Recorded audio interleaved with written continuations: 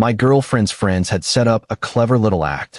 She was supposed to pretend she was walking out in anger. She yelled, "I can't do this anymore." I replied calmly, "Perfect. Now everyone will know what your friend told me." Her friend's eyes snapped toward her, and what happened next was completely shocking for all of them. I'm a 29-year-old property appraiser. I evaluate commercial real estate for banks and investment firms. Nothing glamorous, but it pays well and keeps me traveling between properties most weeks. My name's irrelevant to this story, but what matters is that I'm the kind of guy who notices details. It's literally my job. Small inconsistencies, things that don't add up, numbers that seem off. I catch them. It's saved clients millions over the years, and it's a skill that bleeds into every part of my life, including my personal relationships. I'd been dating Brooke for 2 years. Met her at a mutual friend's barbecue in the summer of 2022. She was a dental hygienist at a practice in South Austin, had this infectious laugh that could light up a room, and we just clicked instantly.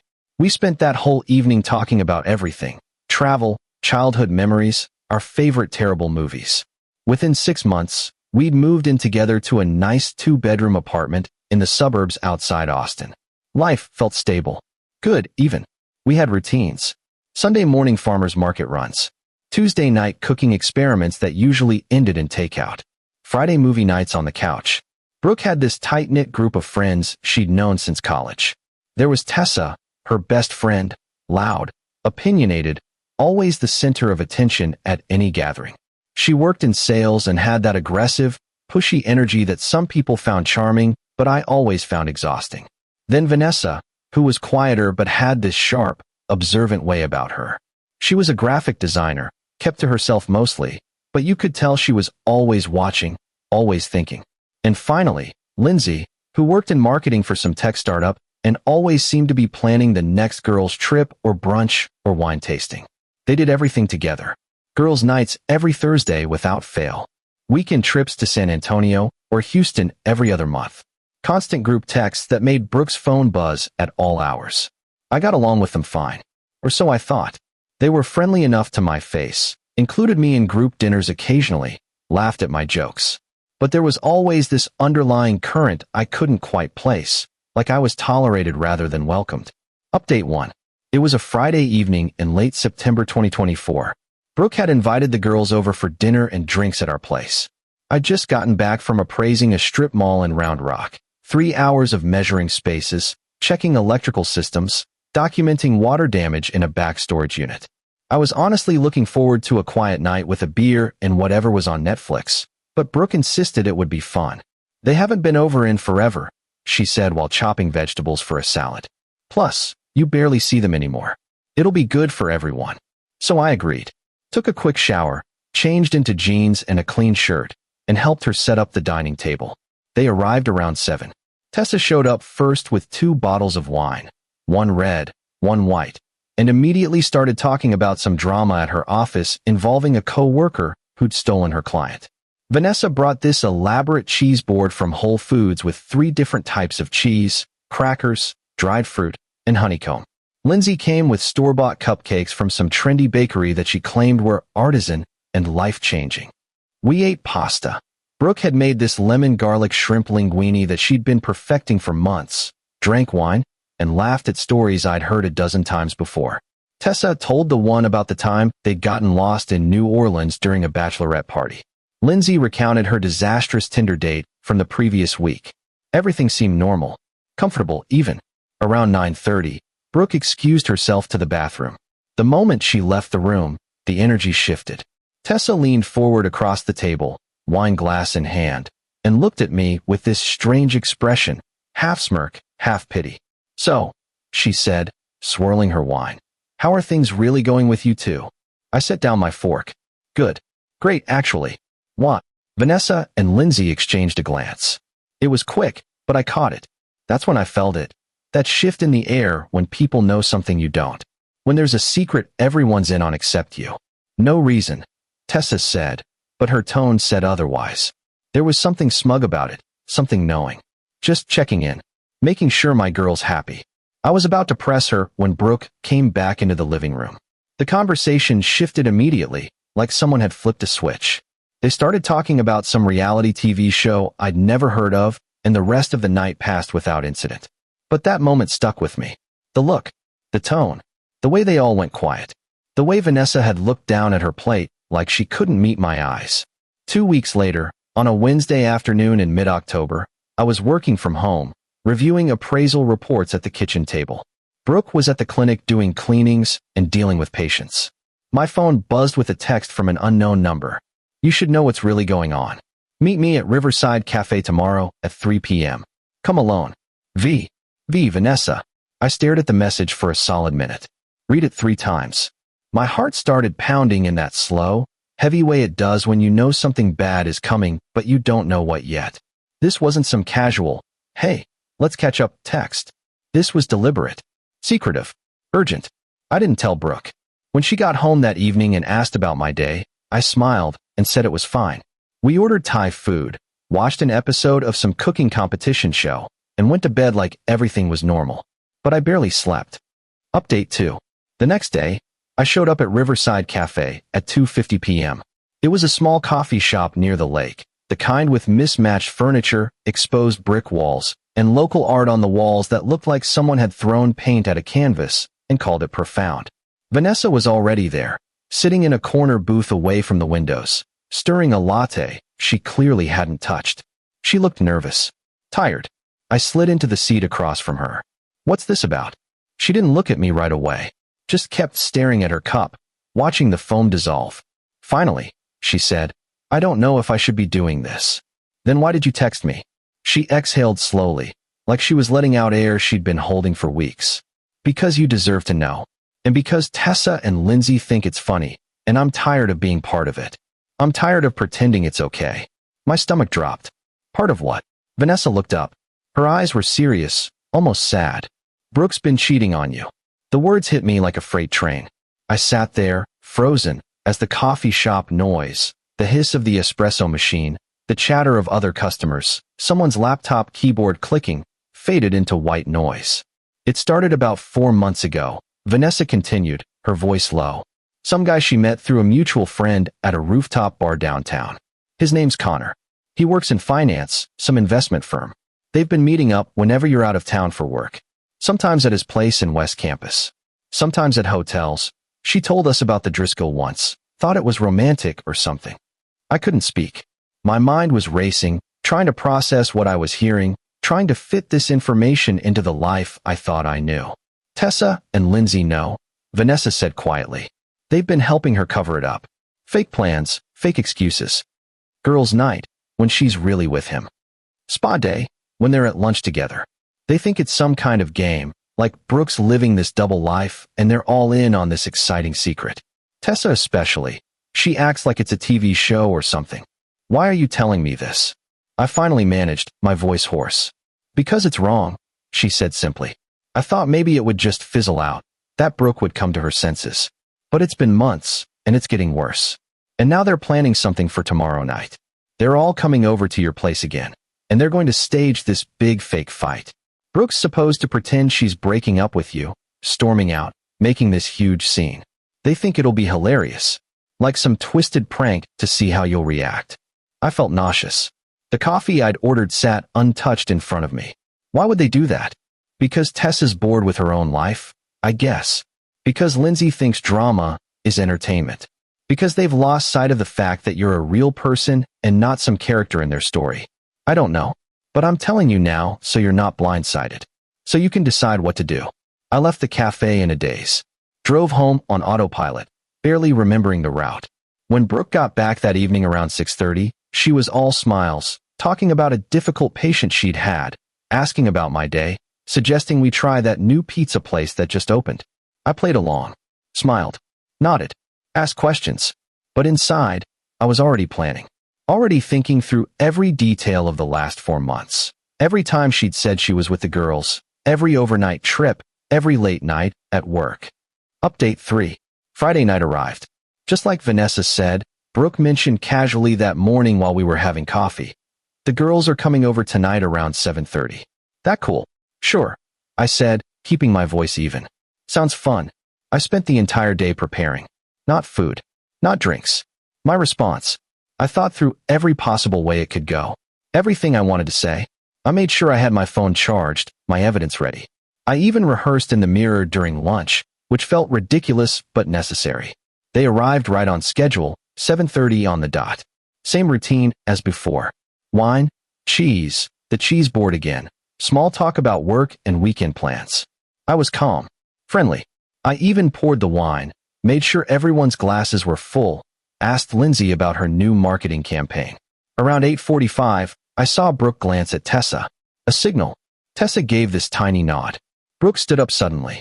Her face shifted into this exaggerated expression of frustration. Eyebrows furrowed, lips pressed together, the whole performance. "You know what?" she said loudly, her voice cutting through the conversation. "I can't do this anymore." Tessa and Lindsay's eyes lit up. I could see them trying not to smile, trying to maintain the act. This was it, the show they'd been waiting for. Brooke crossed her arms dramatically. "I'm tired of feeling like I'm not enough for you. I'm tired of being taken for granted. I'm done." I looked at her, then at Tessa, who was leaning forward with this barely contained excitement. Then at Lindsay, who had her phone positioned like she might record this. Vanessa sat back, looking uncomfortable, her eyes darting between everyone. They were all watching me, waiting for my reaction. Shock, maybe tears, desperate pleas to not leave, begging her to reconsider. Instead, I leaned back in my chair, took a slow sip of my beer, and said calmly, "Perfect. Now everyone will know what your friend told me." The room went dead silent.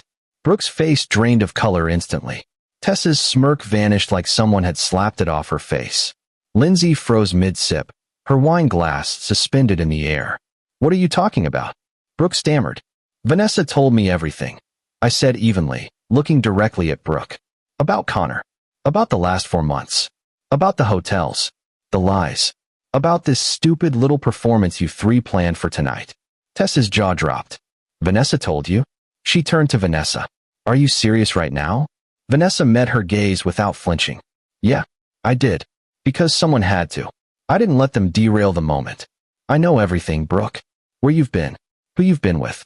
The Driscoll Hotel on August 23rd when you said you were at a dental conference. The night at his apartment on September 5th when you claimed Tessa's car broke down. The lunch dates. The text messages you thought you deleted but backed up to the cloud." Brooke looked at her friends, panic spreading across her face like wildfire. I don't, this isn't. Don't. I cut her off firmly. "I know everything. I've spent the last 24 hours going through every detail. I have Vanessa's texts. I have screenshots of Connor's Instagram, where, by the way, you're tagged in 3 photos from last month at some bar downtown. I have bank statements showing hotel charges on nights you said you were at girls' nights. I pulled our shared credit card history. Everything." Lindsay stood up abruptly, her chair scraping against the floor. "This is insane. You're making this up. You're paranoid." I pulled out my phone and placed it on the table. Pulled up the photos. The receipts. The screenshots. "Want to see?" No one moved. "You want to tell them, Brooke?" I said. "Or should I?" Brooke's hands were shaking. Her eyes filled with tears. "I can explain. It's not what you think." "No," I said firmly. "You can't. Because there's nothing to explain. You cheated. You lied for 4 months. You brought him around your friends, took photos with him, lived this whole separate life. And your friends," I looked at Tessa and Lindsay, "helped you do it because they thought it was entertaining. Because they thought my pain would be funny." Tessa tried to recover, her voice defensive. "Okay, look, maybe we went too far with the prank tonight, but you're blowing this way out of proportion. You think tonight's the problem?" I interrupted, my voice rising slightly despite my effort to stay calm. "You helped my girlfriend cheat on me for 4 months. You covered for her. You created alibis. You laughed about it in your group chat. Yeah, Vanessa showed me some of those messages too. And you thought staging a fake breakup would be the cherry on top. Like I'm some kind of entertainment for you." No one spoke. The silence was deafening. I stood up. "Get out. All of you." They didn't move at first. Just sat there in stunned silence, like they couldn't process that their plan had imploded so spectacularly. "Now," I said. Lindsay grabbed her purse and bolted for the door without a word. Tessa followed, muttering something under her breath that sounded like, "Unbelievable," but I couldn't tell if she meant me or the situation. Vanessa stood up slowly, paused like she wanted to say something, then thought better of it and left quietly. Brooke stayed frozen in place, tears streaming down her face. You too, I said. Where am I supposed to go? She whispered, her voice breaking. I don't care. Call Connor. Call Tessa. Get a hotel. But you're not staying here tonight. Can we please just talk about this? No. We're done talking. We're done, period. I want you out. She stood there for another moment, mascara running, looking like she might collapse. Then she grabbed her purse and her keys and walked out without another word. The door closed behind her with a soft click that felt louder than any slam could have been. Final update. The next morning, I woke up to 17 missed calls and 34 text messages. Most from Brooke, begging to talk, to explain, saying it was a mistake, saying she loved me. A few from Tessa, accusing me of being manipulative and controlling. Apparently, I was the villain in her version of events. Nothing from Lindsay. One from Vanessa. I'm sorry for everything. You deserved better than all of this. I changed the locks that afternoon. Called a locksmith, paid extra for same-day service. Packed up Brooke's things methodically. Her clothes, her toiletries, her books, the decorative pillows she'd insisted we needed, the framed photo of us from our trip to Colorado last year.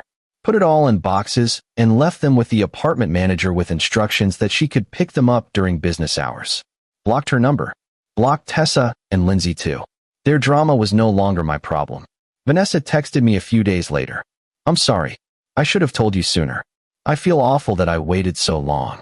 I told her I appreciated her honesty and that she was the only one who'd done the right thing, even if it was hard and even if it cost her friendships. I meant it. She was the only one with a conscience in that whole group. Over the next few weeks, I heard through mutual friends that Brooke tried to spin the story, said I'd overreacted, that it was complicated, that things weren't as bad as I made them sound, that her friends had pressured her into it. No one bought it. The friend who'd introduced us actually reached out to apologize for bringing her into my life. Said he felt responsible. Tessa and Lindsay apparently had a falling out with Brooke too. Turns out loyalty only goes so far when there's no more fun to be had, when the secret's out and the excitement's gone. Vanessa told me later that Tessa had tried to blame her for ruining everything, and that Lindsay had sided with Tessa. They weren't talking to any of them anymore. I ran into Brooke once in early November at a grocery store on a Wednesday evening. I was grabbing milk and cereal, just trying to get through my shopping list, when I turned the corner in the produce section, and there she was. She looked thinner, tired. Her hair wasn't done the way she usually kept it. She saw me, froze, looked like she wanted to say something. Opened her mouth. Closed it. I just walked past her. There was nothing left to say. No closure needed. It was simply over. By December, I'd moved into a new place closer to downtown, a one-bedroom loft in a renovated warehouse building. Started going to the gym more, something I'd let slide during the relationship. Focused on work, took on extra projects, traveled more for appraisals. Reconnected with old friends I'd lost touch with over the last 2 years, guys from college I drifted away from because I was always busy with Brooke and her plans. Connor, by the way, ghosted her 2 weeks after everything blew up. I heard through the grapevine, a friend of a friend who worked at the same firm, that he'd apparently been juggling multiple women and Brooke was just one of them. The thrill was only there when it was secret, when it was forbidden. Once it was out in the open and she was available, he lost interest immediately. Part of me felt vindicated. Part of me just felt sad for her. I'm doing better now. Not great. Breakups like that leave a mark. Change the way you see relationships, make you question your judgment, but better. I don't trust as easily anymore. I notice things more, maybe to an unhealthy degree sometimes. I catch myself analyzing people's words, looking for inconsistencies, waiting for the other shoe to drop. But maybe that's not entirely a bad thing. Maybe some skepticism is healthy. Sometimes, late at night when I can't sleep, I think about that night. The look on their faces when I said Vanessa's name. The way Tessa's confidence crumbled. The way Brooke's whole performance fell apart in seconds. The way their stupid plan collapsed under the weight of the truth. It felt like justice in the moment. It still almost does. Edit 1. A few people asked if I ever talked to Vanessa again after everything settled. We grabbed coffee once in late November. She apologized again, said she felt guilty for not saying something sooner, for watching it happen for months. I told her I didn't blame her, that I understood how hard it must have been to be caught in the middle. We're not close, but we're civil. She sends me a meme occasionally, checks in every few weeks. She's a good person who got stuck in a bad situation. Edit 2. Someone asked about the apartment. Brooke's name wasn't on the lease, only mine. I'd signed it before we moved in together, and she'd just moved in after. So legally, I had every right to make her leave. She tried to argue it through a lawyer for about a week, claimed she had tenant rights, but her lawyer apparently told her she didn't have a case. She gave up after that. Edit 3. For anyone wondering, I haven't dated since. Maybe I will eventually. I'm not closed off to it completely, but right now, I'm just focused on rebuilding my life, my routines, my sense of self. Getting back to who I was before all of this. And honestly, that's enough for now.